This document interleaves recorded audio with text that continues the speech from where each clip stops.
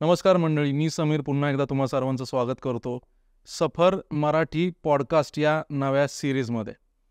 आणि या सिरीजची सुरुवात माझ्या सर्वात आवडत्या अशा विषयाने होते, याचा मला विशेष आनंद होतोय. कारण मराठ्यांची धारा तीर्थे या ऐतिहासिक वेब सिरीजची सुरुवात आपण बऱ्याच वर्षांपूर्वी केली होती. त्या सिरीजमधला सर्वात आवडलेला व्हिडिओ जो होता प्रेक्षकांना, तो होता छत्रपती शंभूराजांचे खंबीर आधार म्हणून ओळखले गेलेले स्वराज्याचे सरसेनापती हंबीरराव मोहिते यांची तळबीड येथील समाधीची सफर, तो व्हिडिओ. आणि आज आपण त्याच हंबीररावांच्या विषयाशी निगडीत असलेल्या एका पुस्तकाविषयी, हे फक्त पुस्तक नाही आहे तर कॉफी टेबल बुक हा एक नवीन प्रकार जो आहे, त्या विषयावर आजचा आपला पॉडकास्ट असणार आहे. या विषयावर बोलण्यासाठी खुद्द या पुस्तकाचे लेखक, ज्यांनी अतिशय मेहनत घेऊन ससंदर्भ आणि सचित्र हे पुस्तक तुमच्या माझ्यासारख्या इतिहासाच्या अभ्यासकांसाठी, इतिहासाच्या विद्यार्थ्यांसाठी त्यांनी आपल्यासमोर ते सादर केलं आहे. तर आज आपल्यासोबत आहेत या पुस्तकाचे लेखक श्री विक्रमसिंह मोहिते सर. सर नमस्कार. सर, तुमचा जो विषय आहे, तुमचा जो कार्यभाग आहे, तो लॉजिस्टिक या क्षेत्रामधला, पण भारतीय विद्या पारंगत असं म्हणून देखील तुम्हाला ओळखलं जातं. तर लॉजिस्टिक ते एका इतक्या अशा महत्त्वाच्या इतिहासातल्या थोर, ज्यांचं कार्य थोर आहे, म्हणजे स्वराज्य निष्ठा म्हणजे काय हे ज्यांनी दाखवून दिलं स्वतःच्या कृत्यांमधून, मग भले तो दक्षिण दिग्विजय प्रसंग असो शिवरायांसोबतचा, त्याच्यानंतर पुढे छत्रपती संभाजी महाराजांचा जो सुरुवातीचा जो कालखंड आहे, त्यामध्ये त्यांना महत्त्वाची साथ देणारा म्हणजे मी जसं म्हणालो शंभूराजांचा खंबीर आधार म्हणजे हंबीरराव मोहिते, या विषयावरचं लेखन करण्याचं हे जे शिवधनुष्य तुम्ही पेललत, हा प्रवास कसा झाला हे आम्हाला ऐकायला आवडेल. हो, तो इंटरेस्टिंगच प्रवास आहे माझ्यासाठी सुद्धा. सगळ्यात महत्त्वाचं म्हणजे आमच्या घरामध्ये शिक्षणाचं फार महत्त्व आहे आणि त्या अनुषंगाने एक नवीन काहीतरी शिकायला विषय मिळावा म्हणूनसाठी इंडोलॉजी म्हणून, ज्याला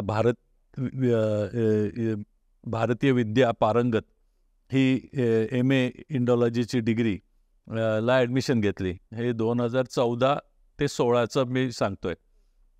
आणि त्यावेळेस मग त्या विषयाला धरून तो अभ्यास केला आणि ते खूप आम्हाला आवडलं आणि आम्हाला फार चांगले प्राध्यापक मिळाले आणि त्यांनी हा विषय प्राचीन भारतीय इतिहास आणि संस्कृती हा विषय अतिशय मनपूर्वक आणि योग्य रीतीने आमच्यासमोर मांडला. आणि आम्ही सगळे हौशी होतो, म्हणजे काही कॉलेजमध्ये जाऊन डिग्री मिळवून नोकरी मिळवायची असा विषय नव्हता. त्यामुळे आम्ही सगळे प्रोफेशनल डॉक्टर्स असेच मंडळी होतो. आणि त्यामुळे काय झालं, या विषयाचं गांभीर्य, भारतीय संस्कृती आणि इतिहास याचं एक फार वेगळं चित्र आमच्यासमोर मांडलं गेलं. आणि त्यानंतर ती कोर्स संपल्यानंतर आम्हाला असं दिसलं की आमचं जे गाव आहे तळबीड, हे सुद्धा एक प्राचीन गाव आहे, शिलाहारकालीन गाव आहे, आणि त्या गावाचं डॉक्युमेंटेशन करावं. आणि मोहित्यांचा पण फार मोठा इतिहास आहे असं आम्ही ऐकत होतो, आम्हाला पण माहिती नव्हतं, खरंच तुम्हाला सांगतो.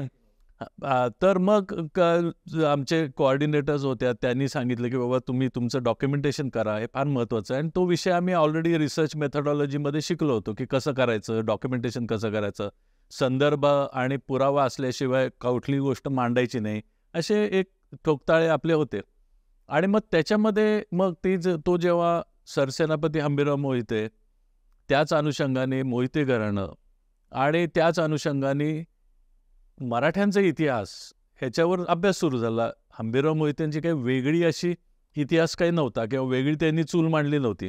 शिवाजी महाराज आणि संभाजी महाराजांबरोबरचाच त्यांचा इतिहास निगडीत आहे. आणि मग ते करताना बरेचसे मला प्रश्न स्वतःला मिळाले की हे स्वराज्य शिवाजी महाराजांनीच का स्थापन केलं.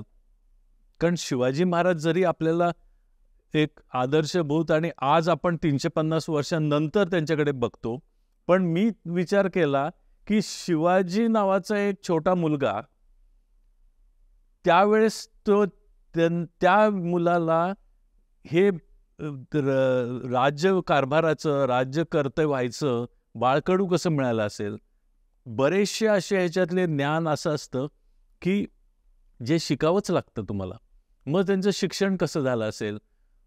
सरसेनापती हंबीरराव मोहिते आज आपण ओळखतो, पण हंबीरराव मोहिते यांनाच का त्यांनी सरसेनापती केलं? तर असे अनेक प्रश्न आणि एक विषयांची गोडी. आणि मी स्वतः व्यवस्थापन शास्त्रामध्ये असल्यामुळे माझा इतिहासाकडे बघण्याचा अँगल थोडा वेगळा बदलला. आणि मग मी म्हटलं की त्याला थोडं आपण एक वेगळं स्वरूप द्यावं, कारण हा गाभा आहे. हा जो इतिहासाचा जो आपण विषय मांडला आहे तो का, वाय, मॅनेजमेंटमध्ये आम्ही म्हणतो की यू शुड नो वाय. तर मग तुम्हाला कळतं कसं केलं, केव्हा केलं, काय केलं. म्हणजे गड बांधले, लढाया केल्या, तह केले आणि किल्ले निर्माण केले, हे सगळं काय केलं, पण का केलं ह्याच्यावर माझा जास्ती फोकस होता. आणि मग ते एक होऊन गेलं. म्हणजे असं काही फार विचार करून केला होता असं नाही. ते एकात एक आणि इतके चांगले लोक भेटले. आज तुम्ही भेटलात, असे इतके चांगले लोक भेटले, त्यांनी मार्गदर्शन केलं, भरपूर वाचन केलं आणि त्याच्यातनं हे आज पुस्तक तयार झालं. खूप छान सर. सर मला वाटतं आमच्या प्रेक्षकांनाही हे जाणून घ्यायला आवडेल की बाबा हे कॉफी टेबल बुक हा नेमका काय प्रकार आहे, तर त्याबद्दल थोडक्यात सांगा ना सर. हे इंडियन मिलिटरीसाठी, मराठा लाईट इन्फंट्रीसाठी आम्ही 3-4 वर्षापूर्वी काही पॅनल्स निर्माण केले आणि गॅलरी तयार केली. कारण इंडियन मिलिटरीच्या ऑफिसर्सना मराठा हिस्ट्रीबद्दल आणि मिलिटरी हिस्ट्रीबद्दल काही माहिती देणं हे असा तो विषय होता. तर त्यावेळेस मग ही चित्र आणि माहिती, नकाशे आणि त्या अनुषंगाने प्रवास होऊन काही फोटोग्राफ्स काढले गेले, बरेचसे फोटो काढले, मी स्वतःच ट्रॅव्हल केलं होतं. तर त्या अनुषंगाने ते सगळं मटेरियल तयार झालं होतं. त्याच्यानंतर आम्ही ट्रेनिंग मॅन्युअल बनवलं की मराठ्यांच्या हिस्ट्रीमध्ये बनवलं. त्यामुळे बरंचसं गोष्टी तयार झाल्या होत्या त्या अनुषंगाने. परंतु ते सगळं इंग्लिश आणि हिंदीमध्ये होतं, कारण इंडियन मिलिटरीमध्ये जे ऑफिसर्स असतात त्यांना मराठीचं एवढं डीपमध्ये नॉलेज नसतं आणि त्यामुळे मग आम्ही ते इंग्लिश आणि हिंदीत केलं. परंतु जेव्हा आता आपल्या सर्व इतर नागरिकांना आणि इतिहासप्रेमींना जेव्हा त्यांच्यासमोर हा विषय मांडायचा, तेव्हा म्हटलं की पहिली गोष्ट म्हणजे एकच भाषा घ्यावी आणि मराठी, आणि मग नंतर इंग्लिशमध्ये पण करणार आहे, मग हिंदीमध्ये पण करणार आहे.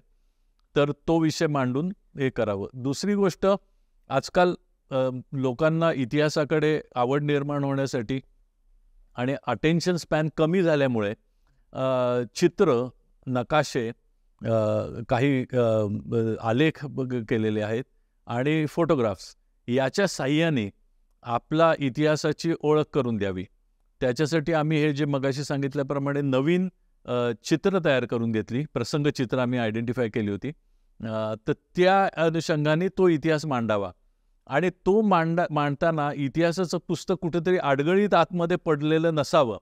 तर कॉफी टेबल बुक म्हणजे हे तुमच्या हॉलमध्ये किंवा तुमच्या अभ्यासाच्या खोलीमध्ये सतत असावं, तुमच्या बाजूला किंवा दर्शनी भागामध्ये असावं, हा एक उद्देश. आणि दुसरा उद्देश म्हणजे कॉफी टेबल बुक हे अट्रॅक्टिव्ह असतं, ते हातात घेतलं की वाचावंसं वाटतं.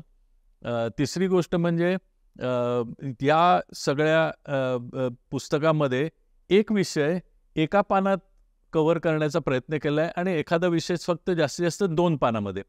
त्यामुळे कसं होतं, फार हेवी रीडिंग पण नाही आहे, पण विषयाचं जरुरीपुरतं तो विषय ज्ञान मिळावं किंवा माहिती मिळावी, हा उद्देश आहे. म्हणजे कमीत कमी पानांमध्ये जास्तीत जास्त विषय तुम्ही कव्हर करू शकता या प्रकारच्या पुस्तकांमध्ये. विषय, आणि तो विषय महत्त्वाचा आहे, तो लोकांपर्यंत पोहोचणं गरजेचं आहे.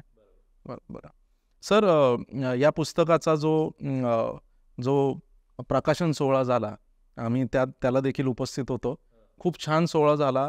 मंडळी, मला तो शूट करता आला नाही याच्याबद्दल मी दिलगिरी व्यक्त करतो, कारण गर्दीच एवढी होती, म्हणजे बसायला देखील जागा नव्हती. इतका सुंदर कार्यक्रम झाला, इतका छान कार्यक्रम झाला. तर तेव्हा मी हे पुस्तक जेव्हा पाहिलं, तर सगळ्यात पहिलं मला आठवतंय, माझं लक्ष वेधलं गेलं, माझं काय सगळ्यांचं, की या या पुस्तकाचं जे कव्हर पेज आहे, ज्याला मराठीमध्ये मुखपृष्ठ म्हणतो, त्याच्यावरील त्या चित्राने माझं लक्ष वेधून घेतलं. मुखपृष्ठ आणि त्या मुखपृष्ठावरचा जो टेक्स्ट आहे, जो विषय आहे सर, तो मला खूप आवडला. तर त्याचा जो विषय जो आहे की क्षात्रतेज आणि 2 शब्द मला त्यामधले आवडले. एक म्हणजे क्षात्रतेज आणि खाली एक शब्द आहे राजनीती. तर याबद्दल सांगा ना सर, त्या मुखपृष्ठाबद्दल आणि या 2 शब्दांबद्दल सर. मला वाटतं हे 2च शब्द आहेत, पण त्याच्यामध्ये खूप मोठा अर्थ दडलाय. नाही, तुम्ही अगदी जे बोलताय ते अगदी खरं आहे आणि तोच उद्देश आहे. आपण छत्रपती शिवाजी महाराजांनी जे स्वराज्य स्थापन केलं त्याचा हा आत्मा आहे. तुम्हाला माहिती असेल, आपण सगळे जोरजोरात गर्जना ऐकतो किंवा बोलतो, तर त्याच्यापैकी छत्रपती शिवाजी महाराजांची एक उपाधी आहे आणि ती काय उपाधी आहे तर क्षत्रिय कुलावतंस. तर मला प्रश्न पडला की त्यांनी क्षत्रिय कुलावतंसच उपाधी का घेतली. तर त्याच्यामध्ये क्षत्रिय धर्म हा त्यांनी स्वतःचा धर्म मानला होता. ही काही जात नाही आहे किंवा स्वतःबद्दल मोठेपणा नाही आहे किंवा एक प्रकारचं कोणावर अधिकार गाजवणं हा उद्देश नाही आहे. तर शिवाजी महाराजांनी महाभारताचे अनेक दाखले आपल्या पत्रातनं लिहिलेले आहेत आणि त्याच्यामध्ये त्यांनी मग महाभारतामध्ये क्षत्रिय ह्या विषयावर काय लिहिलंय तर रक्षणम सर्वभूतानामिति क्षात्रम परममतम, म्हणजे आपल्या देशातल्या सर्व भूतमात्रांचं, भूतमात्र फक्त माणसं नाहीत, सर्व भूतमात्रांचं शत्रूपासून रक्षण करणे हे क्षत्रियाचं प्रथम कर्तव्य आहे. आणि शिवाजी महाराजांनी अनेक पत्र जी लिहिली आहेत त्याच्यापैकी काही पत्रामध्ये ठळकपणे आलेलं आहे की माझ्या मातृभूमीचं रक्षण करणं हे माझं कर्तव्य आहे. आता ही सांगड बघा कशी घातली जाते. आणि शिवाजी महाराज महाभारत कोट करतात त्यांच्या पत्रांमध्ये, व्यंकोजींना खास लिहिलेल्या पत्रामध्ये त्यांनी ते कोट केलेलं आहे. तर तेव्हा मला कळलं की क्षत्रिय धर्म हा आपल्या स्वराज्याचा गाभा आहे आणि ते ज्यांनी ते तेज दाखवलं म्हणून क्षात्रतेज असं ते नाव आहे. मग त्याच्यामध्ये छत्रपती शिवाजी महाराज आले, सरसेनापती हंबीरराव मोहिते आले, छत्रपती संभाजी महाराज आले, राजाराम महाराज आले, ताराराणी आल्या, असे सर्वजण इतर राज्यकर्ते जे आले, संताजी घोरपडे आले, धनाजी जाधव आले, असे सर्व लोकांनी, आणि ते अतिशय प्रशिक्षित आणि अतिशय उच्च शिक्षित होते असा माझा निष्कर्ष आहे अभ्यासानंतर. आणि म्हणून क्षात्रतेज आणि राजनीती म्हणजे मग कुठलंही तुमचं राज्यकर्ते असोत, तुमची कुठलीही शाही असू दे, म्हणजे मग मुघलशाही असू दे किंवा आदिलशाही असू दे, आपलं हिंदवी स्वराज्य मराठ्यांचं स्वराज्य असू दे, आज आपली लोकशाही आहे ती असू दे, अगदी कम्युनिझम असू दे, ही राज्याची व्यवस्था झाली. पण हे राज्यकर्ते जे कोण असते, मग राजा असू दे, नाहीतर लोकांमधून निवडून आलेला पंतप्रधान असू दे, नाहीतर मुख्यमंत्री असू दे, हे लोक काय करतात तर ते नीती आणि धोरण आखतात आणि त्याला राजनीती म्हणतात. त्या काळाप्रमाणे त्या वेळेस लोकांच्या कल्याणाकरता केलेले धोरण, आखलेले धोरण म्हणजे राजनीती. आणि ती राजनीती, मग छत्रपती शिवाजी महाराजांची राजनीती काय होती, आपल्या स्वराज्याची राजनीती काय होती, ते या पुस्तकामध्ये तुम्हाला एक तोंड ओळख होईल अशी म्हणूनसाठी क्षात्रतेज आणि राजनीती हा शब्द वापरला. खूपच इंटरेस्टिंग वाटतंय सर ऐकून देखील. म्हणजे मी अजून हे पुस्तक वाचलेलं नाहीये, तर मलाही आता अत्यंत तीव्र अशी इच्छा झाली की मी कधी एकदा हे पुस्तक वाचून संपवतो. हाच विषय सर कंटिन्यू करत माझा हा प्रश्न असा होता की क्षात्रतेज सरसेनापती हंबीरराव मोहिते हे पुस्तक लिहिताना तुमच्या मनामध्ये या पुस्तकाचा जो वाचक वर्ग आहे तो नेमका कुठला आहे, म्हणजे कोणासाठी हे लिहिलं गेलं आहे, आणि ज्यांच्यासाठी हे लिहिलं गेलं आहे त्यांच्या हाती जेव्हा हे पुस्तक पोहोचेल तेव्हा त्यांना यामध्ये नेमकं काय मिळणार आहे हे पुस्तक वाचून, याबद्दल थोडक्यात सांगा. नाही, माझा एकंदरीत उद्देश म्हणजे बघा, आता आपल्याला ह्या सगळ्या विषयाला मोठी आपण जर का विचार केला तर 350 वर्ष होऊन गेली असं आपण म्हणतो. 350 वर्षामध्ये आपण खूप काळ बदललाय, परिस्थिती बदलली आहे, स्वातंत्र्य मिळालंय, परंतु राज्यकर्ते आणि राजनीती आणि एकंदरीत देशाचा सगळा व्याप हा आहे तसाच आहे. म्हणजे हे जे सिद्धांत आहेत त्याच्यात काही बदल झालेला नसतो. लोककल्याण आणि अजूनही आज सुद्धा राज्यकर्ते बघितलं तर ते लोककल्याणासाठी सगळ्या त्यांच्या काय जे काही पॉलिसीज असतील, धोरणं असतील, आखत असतात आणि ते बोलत असतात आणि लोक पण म्हणतात आमच्यासाठी राज्यकर्ते काय करणार, सांगा आम्हाला. त्यामुळे तसं बघायला गेलं तर वाचक वर्ग हा सर्व भारतीय नागरिक आहेत आणि परदेशी सुद्धा, कारण त्यांना भारतीय राजनीतीची ओळख झाली पाहिजे, कारण फार आदर्श राजनीती आपली. आणि शिवाजी महाराज हे अतिशय उच्च शिक्षित आणि प्रशिक्षित होते हे आपण पुराव्यानिशी सिद्ध करू शकतो. आणि ते जे भारताचे तत्वज्ञान आणि राजनीतीचे त्यांनी जो पायंडा पाडला आणि पुनरुज्जीवन केलं ते फार फार महत्त्वाचं आहे. त्यामुळे हे प्रत्येक भारतीयासाठी आदर्शवत अशी हा विषय आहे आणि जिव्हाळ्याचा विषय आहे जो आज सुद्धा लागू आहे. नंबर 1. दुसरा, सर्व इतिहासप्रेमी, शिवभक्त म्हणा किंवा इतिहासाचे अभ्यासक म्हणा, हौशी म्हणा, त्यांना सुद्धा. तिसरी गोष्ट, आज आपल्या समाजामध्ये शिक्षण झालेला वर्ग खूप मोठा आहे आणि सर्व लोकांमध्ये एकच दिसतं की आम्हाला हा इतिहास, हा खरा इतिहास पुस्तकांमध्ये शिकवलाच नाही, अभ्यासात शाळेमध्ये कॉलेजमध्ये शिकवलाच नाही. तर मी त्या कॉन्ट्रोवर्सीत जात नाही शिकवला ना, मग आता शिकू ना, भरपूर मटेरियल अवेलेबल आहे. त्यामुळे अवांतर वाचन हा ज्यांना करायची सवय आहे किंवा करायची इच्छा आहे त्यांनी हे पुस्तक हातात घेतले ते संपल्याशिवाय थांबतच नाहीत, असा मला गेल्या 1 आठवड्याचा अनुभव आलाय.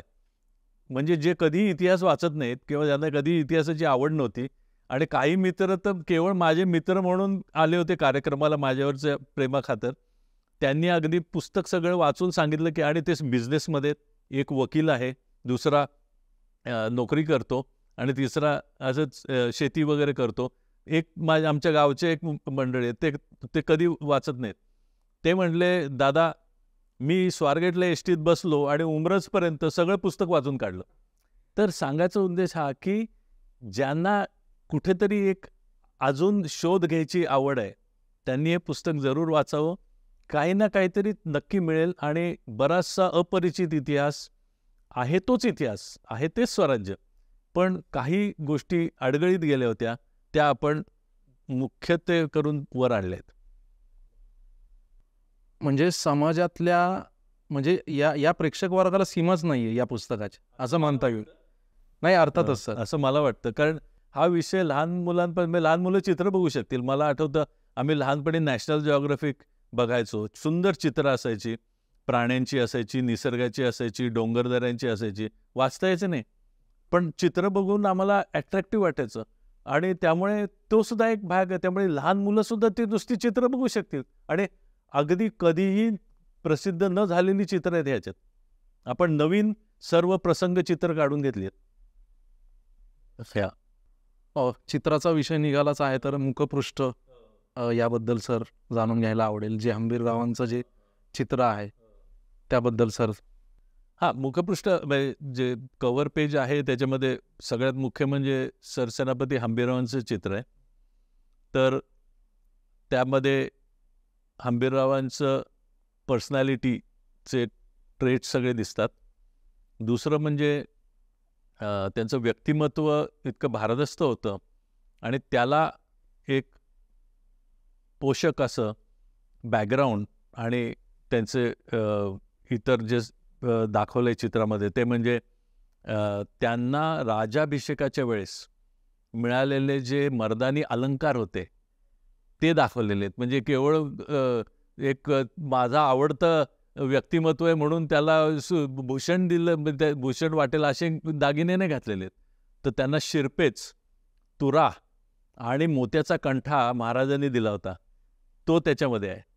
दुसरं धोप तलवार. मराठा सरदार स्पेशली घोडेस्वार हे धोप तलवार वापरायची, ती त्यांच्या हातात दिलेली आहे. आपले काही सरदार मंडळी आणि स्पेशली शिवाजी महाराज, सरसेनापती हंबीरराव मोहिते हे धनुर्विद्येमध्ये पारंगत होते, त्यामुळे धनुष्यबाण आणि भातापाण येते त्या घोड्याच्या बाजूला लावलेलं तिथे. हे झालं त्यांच्या बरोबरच्या इथे. मग घोडा, तर हंबीररावांचा घोडा पंचकल्याण असा एक वैशिष्ट्य असलेला घोडा आहे, ज्याचे चारी पायाच्या तिथं पांढरं आणि कपाळावर पांढरं असा असलेला, त्याला पंचकल्याण घोडा म्हणतात. तर तो घोडा आहे तिथं. सगळ्यात महत्त्वाचं म्हणजे हंबीररावांची आत्तापर्यंत कधीही प्रसिद्ध न झालेली मुद्रा तिथं आहे. आणि त्याच्यानंतर बाजी मोहिते, कारण हंबीरराव मोहित्यांच्याच बरोबर त्यांचे जवळजवळ 13 पिढ्या आजपर्यंत, आमच्या पिढीपर्यंत सर्वच जण पिढ्यांमधले 1 ना 2 लोक व्यक्ती मिलिटरीमध्ये अजूनही आहेत. आणि ती परंपरेला एक मानवंदना देण्यासाठी आणि त्यांच्या सन्मानाप्रित्यर्थ त्यांचा, तळबीडच्या मोहित्यांचा बाजी मोहिते हा जो किताब आहे लावतात, ते बाजी मोहिते लावतात, त्याची एक मुद्रा आहे. आणि सगळ्यात महत्त्वाचं म्हणजे आपलं मराठ्यांचं स्वराज्य हे महाराष्ट्रपुरतं मर्यादित नव्हतं, तर कावेरी नदीच्या तीरापर्यंत आणि बंगालच्या उपसागरापर्यंत दक्षिण दिग्विजयाच्या वेळेस हंबीररावांनी जी घोडदौड केली होती आणि प्रदेश जिंकला होता, त्याचा साक्षी देणारा जिंजीचा किल्ला पाठीमागे आणि त्याच्यावर भगवा फडकतोय. तर असं ते चित्र विचारपूर्वक केलेलं आहे आणि ते मुखपृष्ठ म्हणून दिलं आहे. म्हणजे अत्यंत त्यातले बारकावे, त्यांचा नीट अभ्यासपूर्ण विचार करून ते मुखपृष्ठ सादर केलं आहे. मग ते बनवताना सर म्हणजे काय, कसं तो प्रवास कसा होता? हे मुखपृष्ठ, याची कल्पना कुणाला सुचली? अर्थात तुमचं त्याच्या मागे तुमची कल्पना असणारच.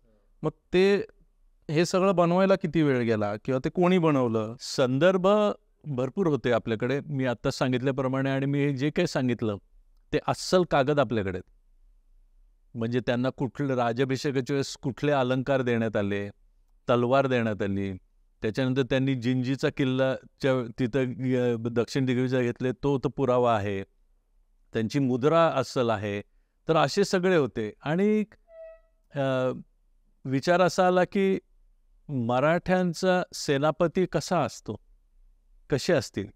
आणि आपल्या घरामध्ये जवळजवळ 8 पिढ्यांचे सर्व मिलिटरीमध्ये असलेले लोकांचे फोटो आहेत आपल्याकडे.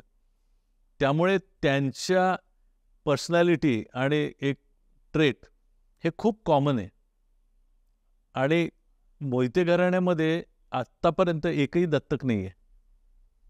तर आणि मराठा म्हणजे कोणाला तरी मारतोय, हाणतोय, किंवा रक्त बंबाळ झालेत किंवा दुसऱ्याला केलंय, हे आपलं खरं व्यक्तिमत्व नाही आहे. कारण राजनीती आणि अतिशय विचारवंत हे लोक होते आणि धोरणी लोक होते. त्यामुळे त्यांची खरी पर्सनॅलिटी दाखवणं हे फार महत्त्वाचं असं मला वाटलं. त्यामुळे आम्ही सगळ्या, माझ्या मुलींनी मला मदत केली, स्पेशली माझी मोठी मुलगी दर्शना, तिने याच्यामध्ये खूप मोठं कॉन्ट्रीब्यूट केलं. चित्रकार विवेक म्हणून आहेत, त्यांनी फार चांगलं याच्यामध्ये मदत केली. आणि त्यांची कला तर अप्रतिमच आहे. त्यांनी फार सुंदर चित्र तयार केले. ते एवढं लोकांना आवडले की ते पुस्तकाच्याच इक्वल ते तैलचित्राचं खप आता होतंय. बरोबर. कुठलंही पुस्तक, त्याचं सर्वात प्रथम जी गोष्ट आपल्या नजरेस पडते ते मुखपृष्ठ. आणि आपला इतिहास हा सर्वात उत्तम पद्धतीनेच मांडला पाहिजे, कारण आपला इतिहास हा उत्तमच आहे. त्यामुळे त्याच्यामध्ये काही तडजोड नाही असा विचार करून आपण केलंय. म्हणजे फार काही खर्चच केला पाहिजे असं काही नसतं. म्हणजे लोकांना वाटतं फार खर्च केला की फार चांगलं झालं, असं असतं. काय नाही, व्यवस्थित जे उत्तम आहे ते करायचं. म्हणजे मनातली जी कल्पना होती मुखपृष्ठाबाबतीत, ती ससंदर्भ याच्यामध्ये ती कल्पना सत्यात उतरली त्या मुखपृष्ठाद्वारे, असं म्हणता येईल. तर आणखी पुस्तकाबद्दल काय माहिती द्याल सर तुम्ही? एक पहिलं मगाशी सांगितल्याप्रमाणे एक विषय एक पान, किंवा जास्तीत जास्त 2 पान, हा एक. दुसरं, प्रत्येक पानावर चित्र, आलेख, नकाशा किंवा फोटोग्राफ हे आहे. त्यामुळे प्रत्येक पान वेगळं आहे आणि त्यामुळे तुम्ही कुठलंही पान उघडून वाचू शकता आणि त्या विषयाबद्दल तुम्हाला दिलेली माहिती मिळून तुम्हाला समाधान मिळेल एवढं मी गॅरंटी देऊ शकतो. त्यामुळे अतिशय सोपं हे केलं. म्हणजे असं पहिल्या पानापासून शेवटच्या पानापर्यंतच वाचलं पाहिजे असं काही नाही. तुम्ही कुठलंही पान उघडा, तुमचा आवडीचा विषय घ्या. विषयसूची दिलेली आहे, अनुक्रमणिका दिलेली आहे. तिसरी गोष्ट, मी स्वतः व्यवस्थापन शास्त्रातला विद्यार्थी असल्यामुळे आणि गेले 30 वर्ष माझं व्यवस्थापन या विषयाशी मी अतिशय जवळून निगडीत असल्यामुळे एका आंतरराष्ट्रीय जागतिक कंपनीचं मी कार्याध्यक्ष होतो. त्यामुळे मला कुठल्याही ऑर्गनायझेशनकडे बघण्याचा, तर स्वराज्य ही एक संस्था होती आणि त्या संस्थेकडे बघण्याचा माझा दृष्टिकोन हा व्यवस्थापनाचा आहे, की शिवाजी महाराजांनी व्यवस्थापन कसं केलं, शिवाजी महाराजांनी त्यांचं फायनान्स कसे उभे केले, शिवाजी महाराजांनी ते कसे मॅनेज केले, मग त्यांचे ॲसेट्स काय होते, मग त्यांचं मॅनेजमेंट कसं होतं, मग त्यांची टीम कशी होती, त्यांचं ऑर्गनायझेशन स्ट्रक्चर कसं होतं, असे आजच्या संदर्भात समजतील अशा पद्धतीने ती मांडणी 350 वर्षापूर्वीच्या स्वराज्याची आपण करण्याचा प्रयत्न केला आहे. आता तो किती यशस्वी झाला हे तुम्ही आणि सगळे प्रेक्षक आणि वाचक सांगतील, परंतु मला ते भावलं आणि त्याच्यावरनं हे कळलं की स्वराज्य हे काही कपातलं वादळ नव्हतं. हे अतिशय विचारपूर्वक, अतिशय धोरणी पद्धतीने, धोरण आखून, व्यवस्थित प्लॅन करून आणि त्याचं अंमलबजावणी अतिउच्च कोटीची होती आणि त्यामुळे ते वाचनीय होतं आणि ते आपल्याला समजलं पाहिजे. तो अँगल आज 2024मध्ये आपल्याला तो अँगल समजला पाहिजे, कारण ते आपण तसंच्या तसं आपल्या आयुष्यामध्ये, आपल्या संस्थांमध्ये आपण ते उतरवू शकतो. इतकं त्याच्यातनं घेण्यासारखं आहे. तर अशी ती मांडणी केलेली आहे आणि एक ॲट्रॅक्टिव्ह सगळं कलर आहे, त्यामुळे ते एक आहे. आणि बरेचसे प्रसंगचित्र जी नवीन पद्धतीने काढून घेतली आहेत त्याच्यातसुद्धा खूप डिटेलिंग आहे. ते जरूर आपण बघावं अशी मी आपल्याला विनंती करेन. खूपच छान सर, खूपच छान. अर्थात यश का मिळणार नाही सर या पुस्तकाला, एवढे प्रामाणिक प्रयत्न तुम्ही केले आहेत यामध्ये. हे तर झालं पुस्तकाबद्दल. पण मला, कारण हा विषय जो आहे पुस्तकाचा, सरसेनापती हंबीरराव मोहिते, तर त्यांच्याबद्दल तुमच्या मनामध्ये काय भावना आहेत हे मला जाणून घ्यायला आवडेल. हा विषय अभ्यासताना तुम्हाला काय असे वेगळे पैलू त्यांचे सापडले किंवा त्यांच्याबद्दल तुम्हाला काय भावना आहेत सरसेनापती हंबीरराव मोहिते यांच्याबद्दल? नाही, सरसेनापती हंबीरराव मोहिते यांचं व्यक्तिमत्व फारच अतिउच्च कोटीचं होतं असं माझं निष्कर्ष निघाला आहे. आणि त्याचे 2-3 मी किस्से सांगतो आपल्या वेळेअभावी, पण ते महत्त्वाचे आहेत. आणि सगळ्यात महत्त्वाचं म्हणजे आपण काही लोकांना मोठं म्हणतो, पण ते मोठे का होते ह्याचं खरंच आपल्याला आकलन कधीकधी संपूर्ण नसतं. आणि ते माझा स्वतःचा अनुभव आला, कारण मला पण एवढी माहिती नव्हती. म्हणजे लोक म्हणायचे, ओ तुमच्या गावामध्ये एवढा मोठा माणूस होऊन गेला, पण मोठा माणूस होऊन गेला म्हणजे काय होऊन गेला ह्याचं वर्णन, एक्सेप्ट संभाजी महाराजांना त्यांनी मदत केली आणि ते सरसेनापती पदी निवडून त्यांची नेमणूक झाली होती, ह्याच्या पलीकडे फार मोठा असा काही संदर्भ मिळत नव्हता. पण जेव्हा एक पैलू पडायला लागले आणि गैरसमज पण भरपूर आहे, त्यांची तलवार 60 किलोची आहे वगैरे असले, तर मला वाईट वाटायचं की आपलं सैन्य सगळ्यात चपळ सैन्य म्हणून ओळखलं जातं आणि म्हणूनच मराठा लाईट इन्फंट्री म्हणजे सगळ्यात चपळ भारतातलं सैन्य म्हणून मराठा. मग 60 किलो म्हणजे एखाद्या व्यक्तीला कोकरू येऊन गेल्यासारखं आहे. एवढं वजन घेऊन कसे जाते असे मला पण प्रश्न पडायचे. पण त्याचे तर असा विषय एक मिळाला. दुसरं म्हणजे सरसेनापती हंबीरराव मोहिते हे ज्या मोहिते घराण्यातले होते ते खूप प्राचीन घराणं आहे आणि तर त्या घराण्याची परंपरा शिवपूर्व काळापासून आहे. आणि आपल्याला एक फार रेअर कागद मिळाला आहे, तो 1542चा आहे आणि त्याच्यामध्ये पण बरंचसं वर्णन आहे, त्याच्या खोलात आता जात नाही. परंतु याचा अर्थ शिवपूर्व काळापासून हे घराणं प्रसिद्ध होतं आणि लष्करी आणि सैनिकी परंपरेचं राजकर्ते म्हणून होतं. त्यांना राजा हा किताब आधीपासूनच आहे. हंबीरराव हा किताब सुद्धा आधीपासूनच आहे. तर त्यांचे व्यक्तिमत्वाचं पैलू फक्त सांगायचं झालं तर छत्रपतींनी त्यांना दिलेली मुद्रा, ह्याचा जर का अभ्यास केला तर सगळ्यात महत्त्वाचं म्हणजे ती संस्कृतमधली मुद्रा आहे. दुसरं म्हणजे त्या मुद्रेचं वर्णन श्री मच्छी व महानुभाव सेनाधीश हंबीरराव असं आहे. याचा अर्थ असा होतो की अलभ्य, दुर्मिळ, सत्यनिष्ठ आणि विचारवंत सेनाधीश हंबीरराव. सेनाधीश आणि अलभ्य हे छत्रपतींनी दिलेली जर का असेल, आणि तुम्ही बघा सर्व इतर अष्टप्रधान मंडळ म्हणा किंवा इतर महत्त्वाचे सरदार होते, ते सगळ्यांचे ज्या मुद्रा आहेत त्या शिवचरणी दृढभाव किंवा सेवेसी तत्पर, परंतु ह्यांची अशी एकच मुद्रा आहे की जी स्वतःचं वर्णन करणारी आहे. आणि त्याच्यावरनं कळतं की शिवाजी महाराजांना त्यांच्याबद्दल काय विचार असतील. आणि शिवाजी महाराज तर लोकांचं गुण आणि कौशल्य ओळखण्यात एक नंबर पटाईत होते. तर त्यांनी जर का हे दिली असेल तर म्हणजे तो माणूस काय असेल. दुसरं, दक्षिण दिग्विजय ही आपल्या इतिहासात दुर्दैवाने फार चांगल्या पद्धतीने मांडली गेली नाही आहे, पण छत्रपती शिवाजी महाराजांच्या कारकिर्दीतली सर्वात मोठी राजकीय आणि लष्करी मोहीम होती. आणि त्याचं नेतृत्व शिवाजी महाराजांनी हंबीररावांना दिलं होतं. आणि ती 2 वर्ष चाललेली मोहीम, त्या मोहिमेमध्ये 100च्या वर किल्ले घेतले गेले. कोप्पळ, वेल्लोर आणि जिंजीसारखी महत्त्वाची जी ठाणी होती ती घेतली गेली. त्यामुळे मराठ्यांची सत्ता दक्षिणेमध्ये स्थापित व्हायला ह्याचा फार मोठा कारणीभूत ही मोहीम होती. आणि ती मोहीम हंबीररावांनी पूर्णपणे राबवली शिवाजी महाराजांच्या प्रेरणेतनं, त्यांच्या संकल्पनेतनं. आणि त्यांनी ऑफकोर्स एकत्रच हे सगळं प्लॅन केलं असेल. त्यांचे मार्ग कुठले होते, त्यांचे मार्ग बघितले तर डिफेन्स स्ट्रॅटेजीचा अप्रतिम नमुना आहे असे ते आहे. ते तुम्ही पुस्तकात बघा. तर त्याच्यावरनं कळतं की ह्या मोहिमेमुळे आणि जिंजी ताब्यात आल्यामुळे आपलं मराठा स्वराज्य वाचलं. राजा वाचला, राणी वाचली, गादी वाचली, त्यामुळे स्वराज्य वाचलंय.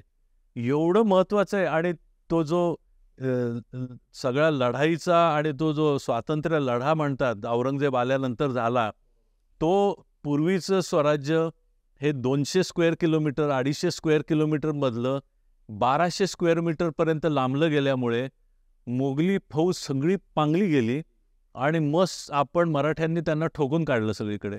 आणि त्यामुळे मोगल सत्ता पण नामोहरम झाली. आणि ज्या ह्याच्यातनं आदिलशाही, ज्या औरंगजेबाने आदिलशाही 1.25 वर्षात संपवली, कुतुबशाही 1.25 वर्ष, आणि 150 वर्ष जुनी राज्य होती.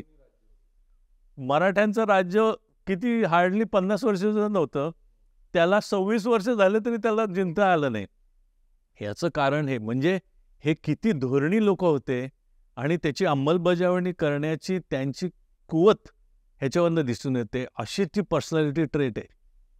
आणि ते पर्सनॅलिटी ट्रेट प्रकर्षाने आपल्या इतिहासामध्ये पुढं आलं नाही. ते पुढं आणण्याचा मौका आम्हाला मिळाला या पुस्तकाच्याद्वारे. तर तो वाचकांनी वाचावा, आपण पण वाचावा. तर तो नक्की घेण्यासारखा आहे. आणि ते गुण हे त्यांचे घेतलेच पाहिजे. त्यांनी वतनदारीवर पाणी सोडलं आणि नोकरी केली. भर पगारावर नोकरी करत होते ते स्वराज्यामध्ये. त्यांना पगार किती होता, त्यांचं जॉब डिस्क्रिप्शन, कानून जाप्ता म्हणून ते पण आहे. ओरिजिनल कागद आहे आपल्याकडे. तर ते पण आहे. हे आजच्या काळासाठी हे महत्त्वाचे पैलू आहेत की तुम्ही फक्त पोझिशनसाठी आणि काही पैसा मिळेल म्हणूनसाठी नाही. इथं तर त्यांनी स्वराज्यासाठी प्राणार्पण केले. तर हे गुण आज घेण्यासारखे आहेत आणि ते मला जास्ती भावले आणि ते म्हटलं मांडण्याचा जितका होईल तेवढा प्रयत्न केलाय. आता कधी हे पुस्तक मी वाचतोय आणि कधी ते संपवतोय असं मला झालंय सर. तर मी सफर मराठीच्या सर्व प्रेक्षकांना विनंती करतो की जास्तीत जास्त लोकांनी हे पुस्तक वाचावं आणि त्यांनी ते इतरांना त्याबद्दल त्याची माहिती शेअर करावी. हा व्हिडिओसुद्धा तुम्ही शेअर करू शकता. मी स्वतः सफर मराठीचा हा जो काही प्लॅटफॉर्म आहे, जो काही आपला प्रेक्षक वर्ग आहे, जो काही आपल्या चॅनलचं काम आहे, त्याच्या थ्रू मी सरांना आश्वासन देतो, सर मी जास्तीत जास्त लोकांपर्यंत हा विषय आणि हे पुस्तक पोचवायचा प्रामाणिकपणे प्रयत्न करेल. मंडळी, या पुस्तकाचे जे काही परचेस डिटेल्स असतील ते मी तुम्हाला डिस्क्रिप्शन आणि या स्क्रीनवर देखील देतो. तर मी विनंती करतो की एवढा प्रामाणिक प्रयत्न, एवढ्या चांगल्या निष्ठेने सरांनी हा विषय घेतला आहे आणि तो सादर केला आहे. तर आपण सर्वांनी जास्तीत जास्त लोकांनी हे पुस्तक वाचावं आणि आपल्या प्रतिक्रिया आपण आपल्या चॅनलच्या माध्यमातून आपण सरांपर्यंत पोहोचवाव्यात, ही मनापासून मी तुम्हाला विनंती करतो. मी याआधी कधी अशी विनंती केलेली तुम्ही बघितली नसेल आणि सफर मराठीचा हा पहिला पॉडकास्ट हा अतिशय खास झाला आहे सरांमुळे. सर, मी तुमचं मनापासून आभार मानतो. तुम्ही खूप बिझी शेड्यूल आहे तुमचं. पुस्तक आत्ताच लॉन्च झालंय, तुम्हालाही अनेक कार्यक्रम आहेत, तुम्हाला त्याच्यासाठी जावं, त्यातूनही तुम्ही वेळ काढून आम्हाला तुमचा बहुमूल्य वेळ दिलात आणि वाटलंच नाही आज, म्हणजे असं वाटतच नाही की मी तुम्हाला पहिल्यांदा भेटतो. इतकं सहजरित्या आपला संवाद झाला सर. तर मंडळी, बघत राहा सफर मराठी, एक मराठी प्रवास फक्त तुमच्यासाठी. धन्यवाद.